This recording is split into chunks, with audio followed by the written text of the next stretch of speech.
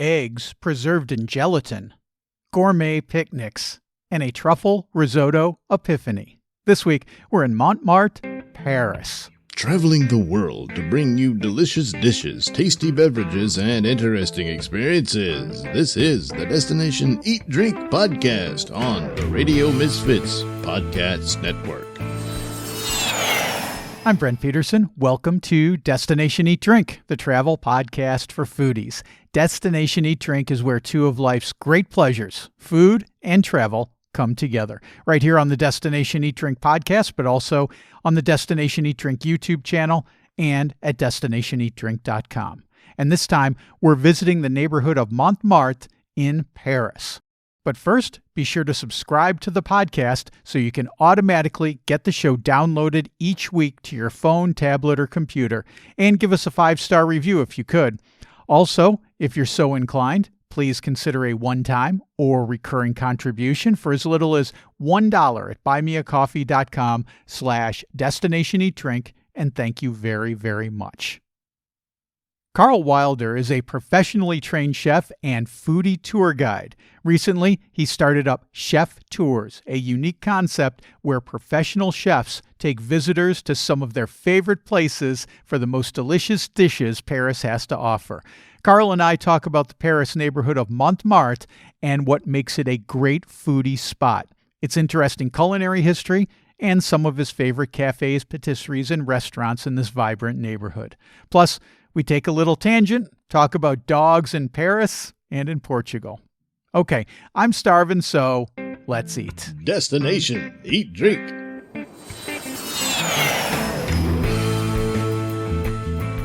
Karl Wilder from the Chef Tours in Paris. Welcome to Destination Eat Drink. Looking forward to talking to you about some great Paris food. All right, thank you, and good morning from gorgeous Paris. You are focused a lot on the Montmartre section of Paris. This is a very famous part of Paris, but I think people would like to know more about it. What is it about this part of Paris that makes it so special, and why should folks be sure to make it a part of their Paris vacation? Well, Montmartre has a fascinating history in that it was not a part of Paris until late in the 1800s. Paris began like a little snail on that first island where we have Notre Dame, and grew and grew and grew. But Montmartre was the Wild West. It was the district that people went to for debauchery early on. It was the site of the majority of the whorehouses. And then many of those women who were not educated but were not unintelligent opened up restaurants, stores, chocolate shops, etc. As they got into their later years, they became the first merchants of Montmartre, and Montmartre became known as a food and a shopping district. There are still people who live in other parts of Paris who go to the markets in Montmartre because they think they are better, the water is better, and the bread is better. I can't attest to any of this because I live in the 12th and I think everything is great here. What a fascinating history. So when do you think this actually started, this reputation of Montmartre having such excellent food? The reputation for Montmartre having some of the best food in Paris began late 1800s. And many of the establishments, including the Jacques Jourdain butcher shop, are still there 100-something years later. So it became a destination dining place.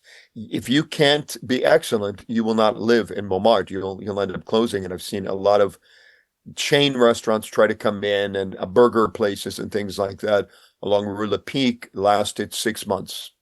People don't want that there. Oh my goodness. I love hearing that, because one thing that drives me crazy when I travel is when I go around and I see a line out Starbucks, and then there's an excellent coffee shop right down the road, and there's not nearly as many people there because they don't serve the Frappuccini, double foam, whatever. There's a Starbucks on Blanche, near Blanche Station, right next to a Five Guys. And the Americans will line up at the Starbucks when they're surrounded by excellent coffee. I don't understand it. Tell me a little bit about the Chef Tours. This is your food tour company, because you, Karl, have a little bit of a different concept than other food tour companies that I talk to. Yeah, and I've worked for those companies. Just so you know, I began my career in food tourism with Secret Food Tours, and that's sort of I don't want to call them a bottom feeder, but they tend to appeal to the masses. They are tours for people who've never traveled, who want to get a tasting of the top five, things in wherever, Austin, Texas, for instance. And I worked for them until the lockdowns. And then I went to work for Eating Europe and helped them recover from their lockdown situation. And they're a little bit more upscale. Then I got a call from Chef PJ, who also worked for both companies. We've worked together for almost a decade now, saying, I'm going on my own. I want you, come to Paris. So I did. We've been friends for a long time. I said, okay, what do you need? And we incorporated a new company. We are expanding into a couple of cities this year. We're keeping it very tight because everyone that works for us will be a partner. We're not bringing people in as guides or as employees. They will share in the profit and they will share in the work because there's a lot of it. And we're only working with chefs because chefs have a different passion, a different in-depth knowledge of the city. You can taste a croissant, taste a macaron, taste a baguette on a typical tasting tour. But for instance, with PJ, you spend a day as a French person. You have a croissant and a coffee or a sweet and a coffee, and you learn how to shop as a French person. You learn everything about what the wristbands on the chickens mean, what the label on the wine means. You understand and have a total immersion into how a chef will look for the food. Then you proceed to his restaurant for a feast, followed by a cheese course and then a dessert tour, going to many of his friends' establishments where you have a sweet, a chouquette, a chocolate, a macaron, but they're the best in Paris. They're not the factory-made ones that come shipped frozen.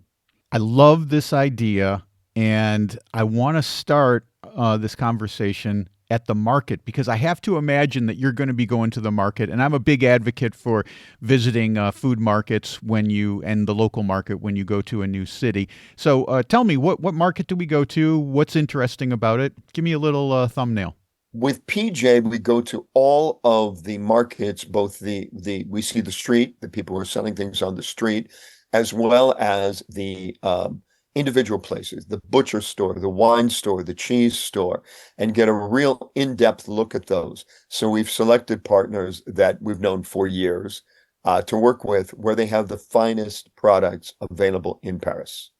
So, for instance, we go to Cave d'Abbesses to talk about the wine. Cave d'Abbesses makes a wine into something I think better than many stores do. They're not a chain. They're an independently owned, fiercely independent wine store in Montmartre where they only select wines that they like, that they can recommend. If you buy any wine from €4 to €100 in their store, it will not only be drinkable, but delicious. I just did an episode on French wine just last week, and natural wine has become in the last few years a real trend. And are you seeing this natural wine trend with folks who are taking your food tours? Oh yeah, we talk about the biodynamic wines and planting according to the seasons of the moon. Really explain to people what that is. The ducks come in the morning and they eat the bugs, and then the goats come in and they trim the grasses around the vineyard, and there's, goat butts to keep them from eating the grapes. And then the goats are milked, and the milk is made into cheese. And well, the ducks probably are on someone's plate every fall, but it really is a wonderful way to farm. And I think it's the way of the future if we want the planet to be healthy. Certainly. So let's talk about some of the dishes when we visit with PJ. He's going to be with us cooking some great dishes. What are we going to be sampling? You never know with PJ. Because it depends on what looks good, what feels good, his mood, what's in the market.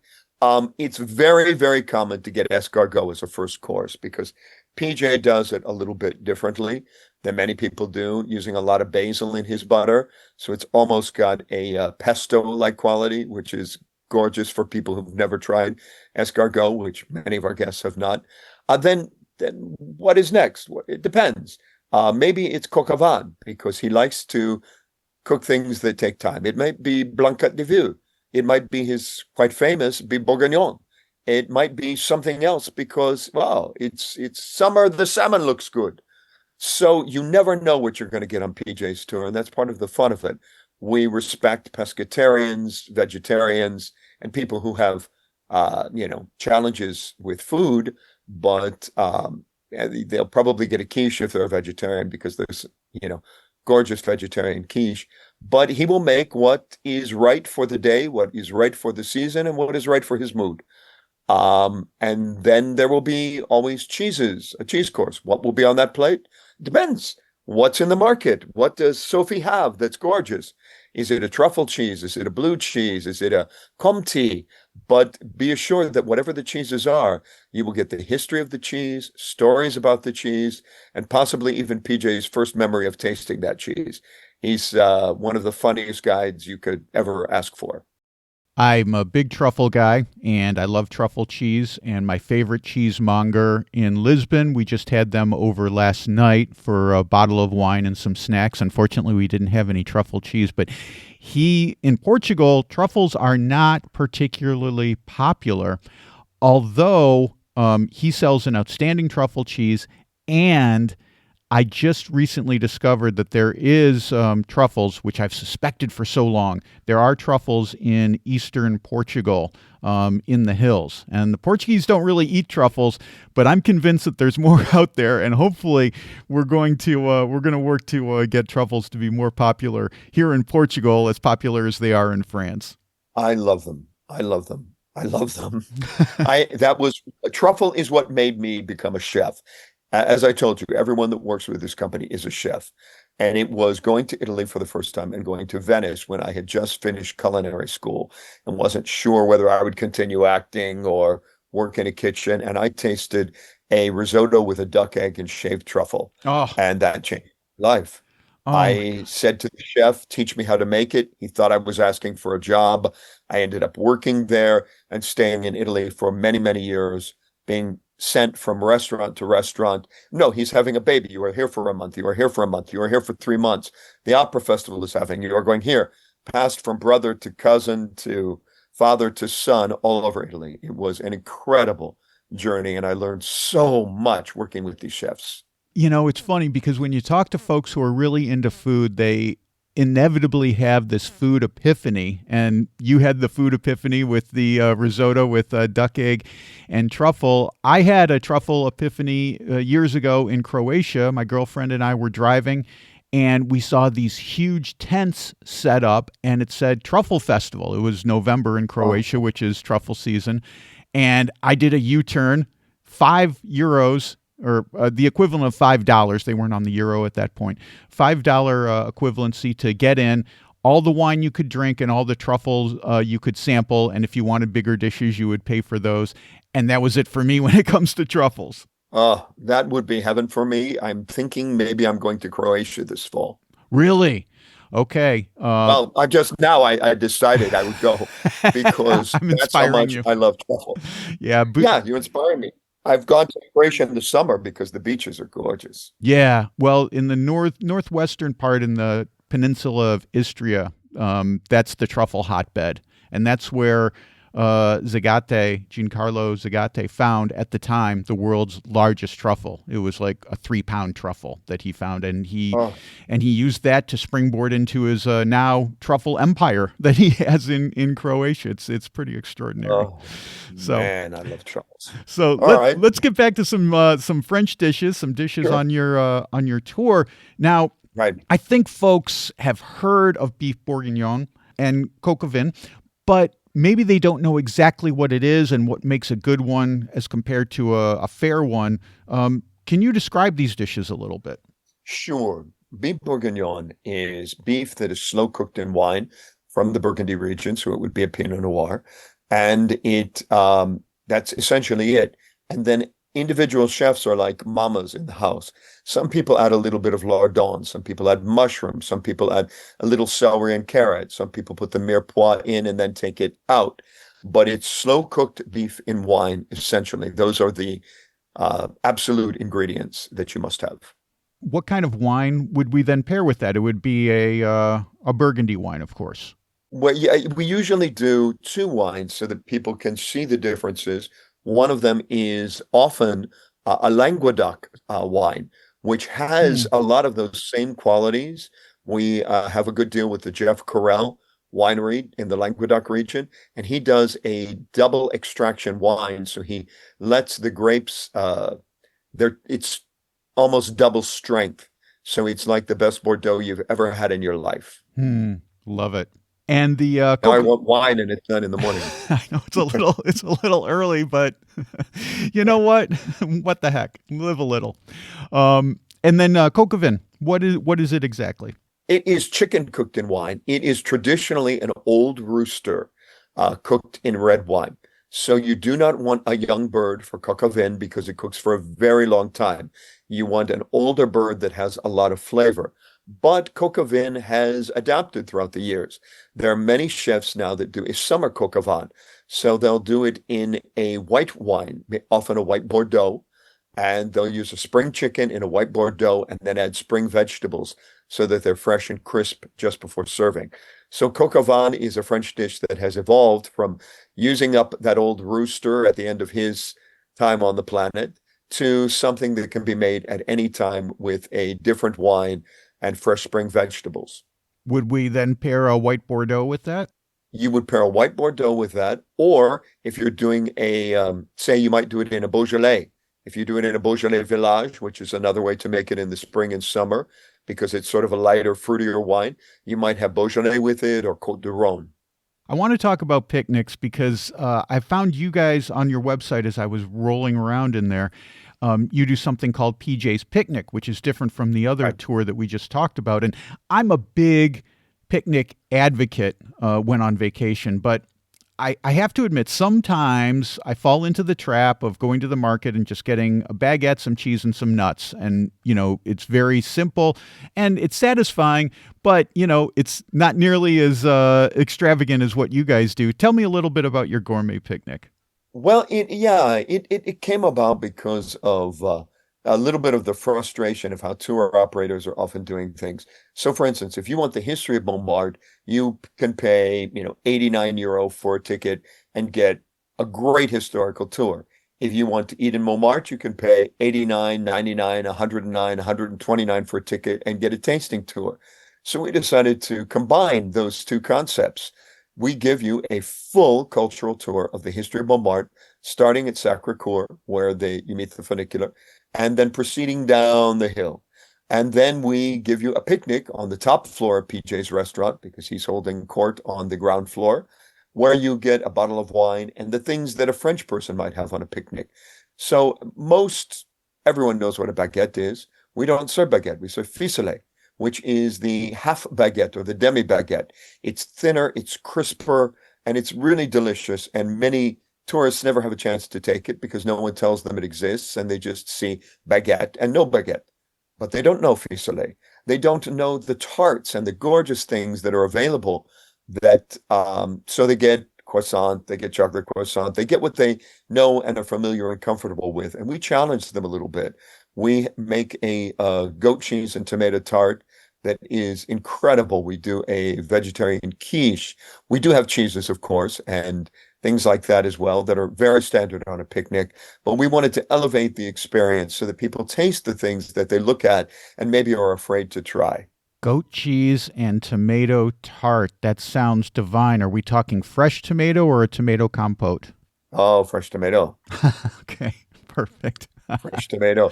And we do oeufs sans gelée, which is a very classic French item where you take an egg and you preserve it in gelatin. It's a soft-boiled egg preserved in gelatin. It's not something most Americans would ever look at or pick up because they don't know what these angeli items are. They're available in butcher stores and some other specialty stores. And they date way back, and that has to do with, we knew long before we knew it scientifically that collagen was good for the bones, and it's good for the face, and it's good for the joints.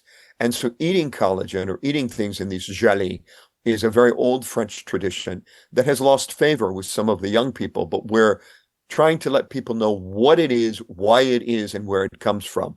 And they're really incredibly delicious. Let's talk a little bit about cafe culture because, of course, one of my favorite things to do is to linger at a cafe and watch all the beautiful Parisians parade by. In Montmartre specifically, what kind of cafes should we be looking for? And do you have any specific ones that are your favorite where we might bump into you, Karl? Well, Lux. Lux is my absolute favorite, and for two reasons. The service is impeccable when it comes to me. They have a great Côte de Rhône by the glass, and as much as I love wine, I don't usually go beyond a glass or two. And they are so good to dogs. So when I bring Milou with me, they immediately have a water bowl. The waiter gets down and gives him hugs and kisses. From the first time I went there, they knew Milou, and he is welcome. If we're walking past to go to PJ's place, they run out to greet him. They run out to greet me. It's the kind of place where you feel always welcome and always at home.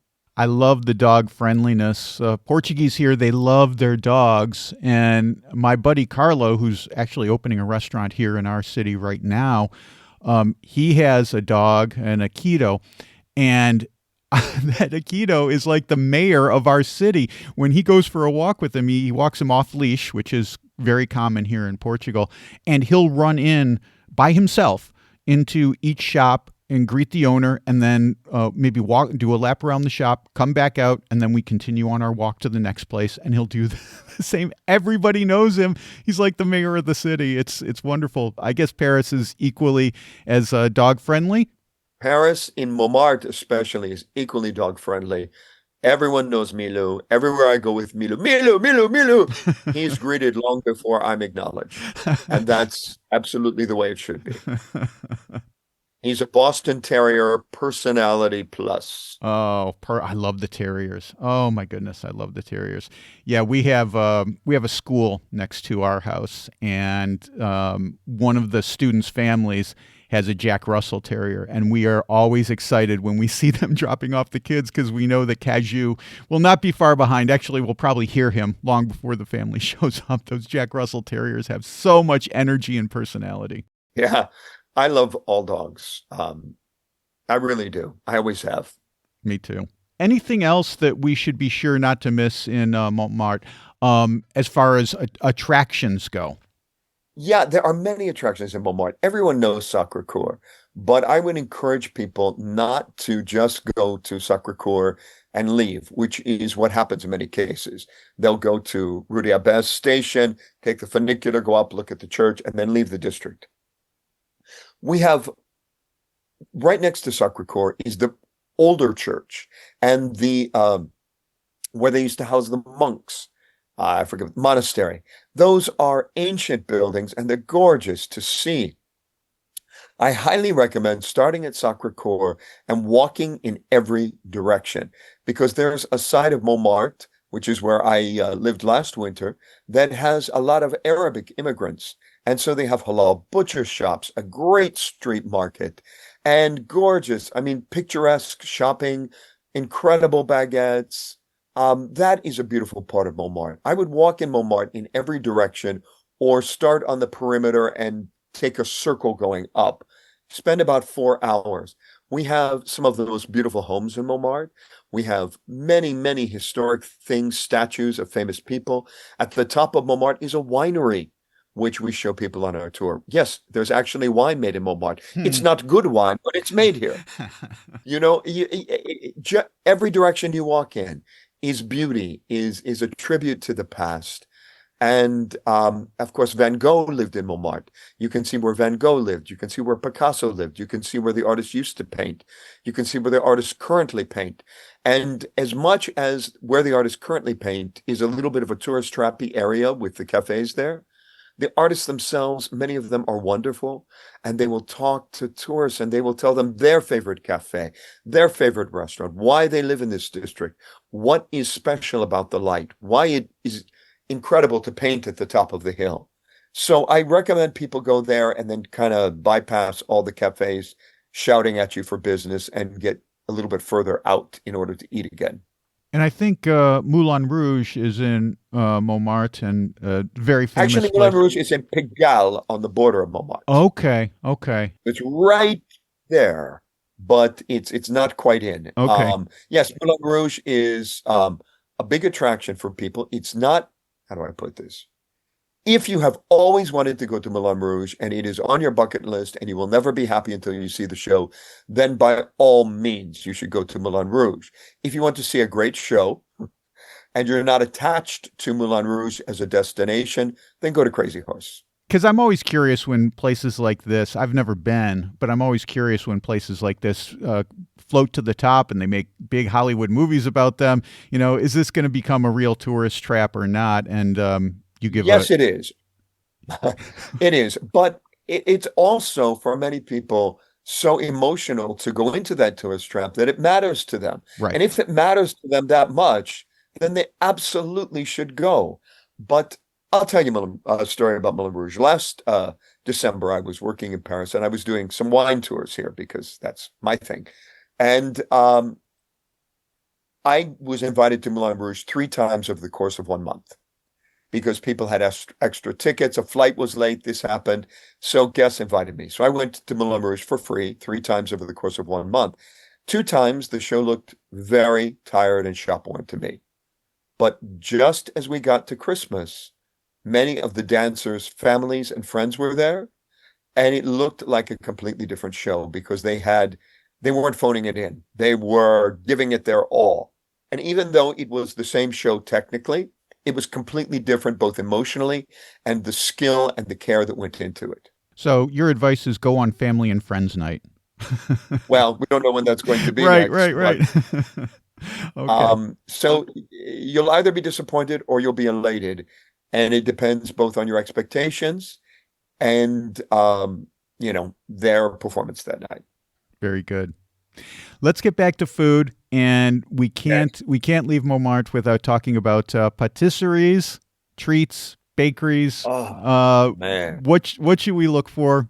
Give me 1 or 2 of your favorite spots. Well, I will give you a general guide because there's a lot of patisseries, boulangeries, and bakeries that have sprung up in Montmartre. Look for the word artisan. Artisan has a meaning in France. It means that you have done the apprenticeship and learned how to do things correctly. It also means that you are not using frozen products or products brought in from other commercial bakeries. Any artisan, boulangerie, bakery, or patisserie will give you an exquisite experience. There's no best. I like many, many, many of them, but if you see them and they don't have the word artisan attached, like there's a chain out of, I don't even remember what country, that was very popular in America that has a location here. Don't go. Don't go to a non-artisan bakery because they're using frozen dough. They're using crap ingredients. They may or may not even be baking on site. And people will line up for that. There's one in Montmartre. I won't say their name because they might sue me. But they have their window filled with chocolate chip cookies to appeal to the tourists. There's another boulangerie that started combining chocolate chip cookies with croissant dough, again for the tourists. These are commercially made in a big bakery in Switzerland and flown in and then thrown into the window. Don't eat that kind of thing.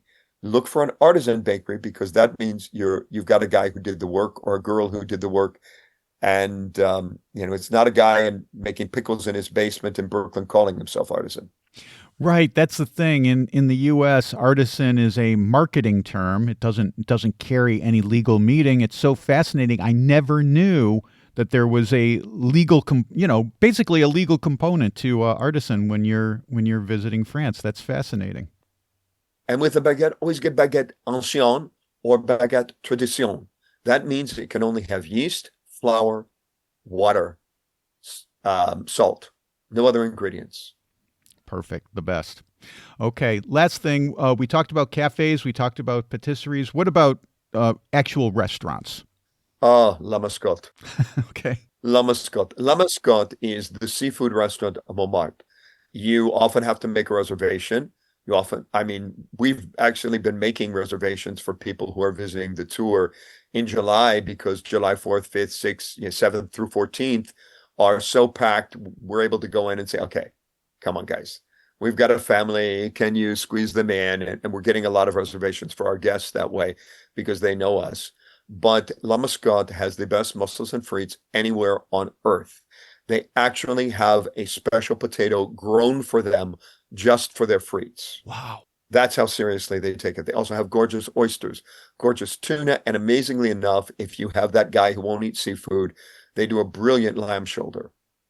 Another favorite of mine is Le Cave des Abbesses. Le Cave des Abbesses does not cook, but it's a wine store, and you can buy any bottle of wine in the store, take it to a little hidden room in the back of the store where they have gorgeous cheese plates and gorgeous charcuterie. They buy only from the best artisan, people who are making these things, and they are exquisite. That is another one of my favorites. And then I've told you about Lux. They are a great cafe. And of course, Le Petit Moulin, which is PJ's place, which is open for dinner every night starting at 6 p.m. These are just fantastic recommendations, and this has been an eye-opening conversation with you, Karl, about Montmartre and this area of Paris that is very popular, but I think you've uncovered so many hidden gems and places that folks wouldn't normally be going to when they're just taking the funicular up to see the church and then going back down, or maybe just watching the sunset, and that's it. So I thank you so much for this, and I thank you for what you're doing with the chef's tours, because it is truly something unique that I haven't heard a lot of. Yeah, and we're going to be adding a chef in Budapest in July, and then also in November we are going to be going to Seville. One of my favorite places. Now that we're in Lisbon or near Lisbon, we can get to Seville very easily, and we've taken advantage of that many, many times so far. I love Lisbon. Maybe you come back and we talk about Budapest once you've gotten your feet under you in that city as well. That sounds like fun. Sure. Well, we'll have a link to you in the show notes so that folks can book a tour with PJ and the Chef's Tours, and then in Budapest and Seville when those come online as well. Karl Wilder of the Chef Tours, thank you so much for being on Destination Eat Drink. It's been delightful talking food of Montmartre with you. Thank you. Okay, that is Karl Wilder. So many great recommendations from him. Hope you had a pencil handy. If not, I've got links to the places Karl mentioned in the show notes. And if you want to book a tour with Chef PJ, you can do so at thecheftours.com. Well, that's it for this week. Next week, we are celebrating summer with an episode all about frozen treats with moon mist ice cream, the best gelato in St. Louis's Little Italy, and the best treat to cool down in Palermo, Sicily. So don't miss that. Until then, Destination Eat Drink is open for business. I just posted a new video. It's about the best pinchos in San Sebastian, Spain. Pinchos are the little snacks that are kind of like tapas, but San Sebastian does them like no other place on earth.